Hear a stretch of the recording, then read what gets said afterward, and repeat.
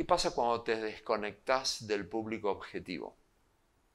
O sea, ¿qué pasa cuando la marca tenía una intención y tenía un target objetivo y de repente ese target se desplaza por alguna razón y el target ya no considera que vos estás respondiéndole de la manera adecuada? Cuando tu promesa empieza a irse para el otro lado.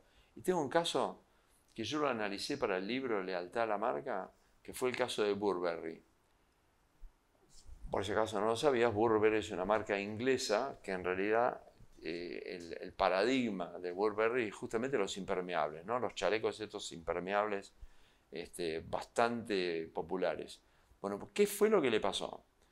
Burberry a principios de los 2000 había perdido foco y había caído en su punto más bajo en ventas, entre otras cosas, y después se empezó a saber qué era lo que estaba pasando, que Burberry había perdido el foco. ¿Y qué significa perder el foco en una marca que pretende ser de lujo, como Burberry, que siempre había sido bastante lujosa? O sea, empezó a perder parte de lo que habíamos hablado antes. O sea, el objeto empezó a fabricarse en otros lugares. Entonces, en lugar de fabricarse en su lugar de origen, empezó a fabricarse en diferentes países en donde se lograban mejores costos, lo que empezó a abaratar la percepción de confección de producto. ¿Y qué fue lo que tuvo que hacer Burberry en ese momento? Y ahí apareció un director creativo muy importante que se llamaba Christopher Bailey, que empezó a tomar varias decisiones. Una de las decisiones fue cortar licencias. Por ejemplo, Burberry tenía cosas tan ridículas como estar en collares de perros, por ejemplo.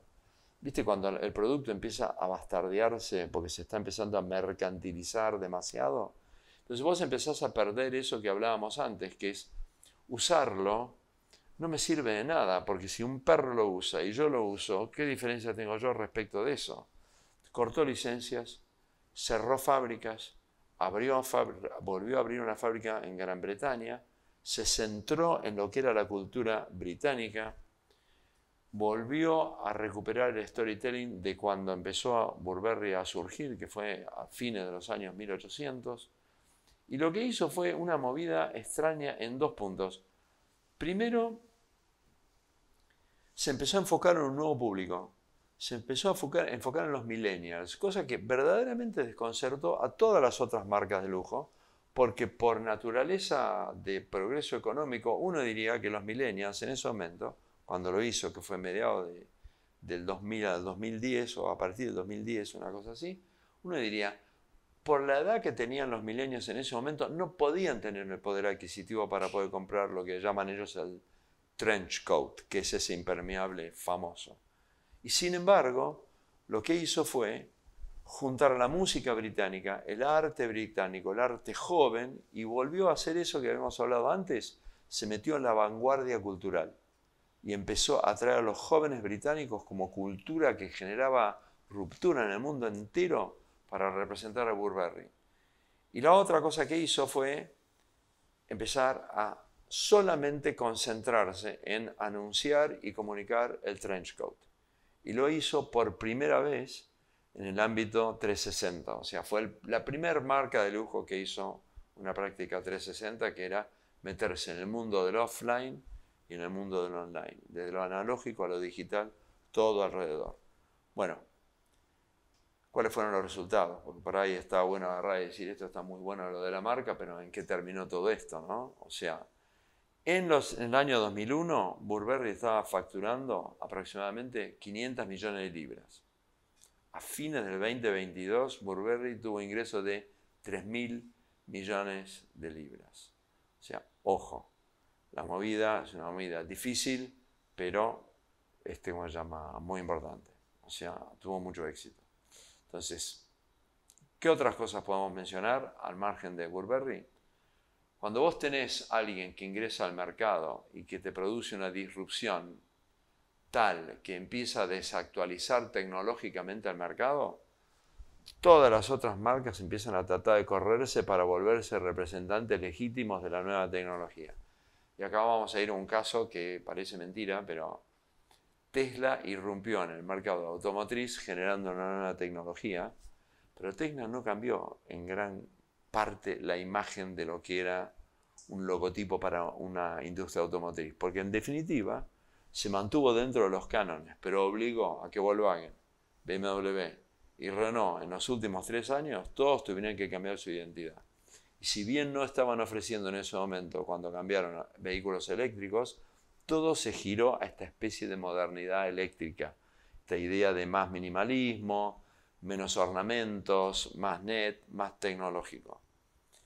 Y el último caso, que es un caso que tuve que participar activamente, es cuando tenés que hacer rebranding y cuando tenés que hacer rebranding profundo, que es cuando cambia o cuando vos querés que cambie la cultura organizacional. Y eso nos pasó con TGS, que en ese momento se llamaba Transportadora Gas del Sur, que venía de herencia de Denor y de Sur, venía la herencia de lo que era la compañía pública, pero que en ese momento tenía a Pampa Energy como un gran accionista. Y Pampa lo que quería era verdaderamente que la organización se convirtiera en un protagonista de la revolución energética.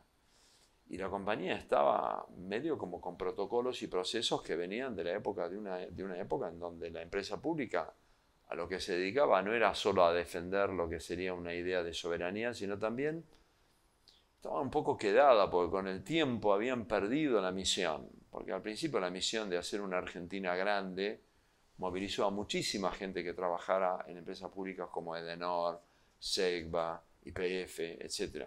Pero con el tiempo, esa energía vibrante de hacer la Argentina grande empezó a perderse. Y a la llegada de los nuevos accionistas, lo que hubo que hacer era mostrarles que estaban en un ambiente diferente. Y ahí, cuando llegamos nosotros, después de que se hubiesen tomado todas las definiciones de recursos humanos de cuáles iban a ser los nuevos protocolos, era bueno, pero ¿cómo hacemos tangible de que esto está cambiando? Y ahí cambiamos el logotipo, cambiamos toda la imagen, cambiamos lo que era la composición de color, cambiamos todo lo que tenía que ver con la identidad visual. ¿Para qué? Para que vos cuando llegaras como empleado de TGS todos los días vieras que la compañía había cambiado. Y lo primero que ves es lo que se ve, no lo que se vive. Así que ese es un final interesante para cuando hacer un rebranding. Pero en ese caso es cuando llegas al extremo, ¿no?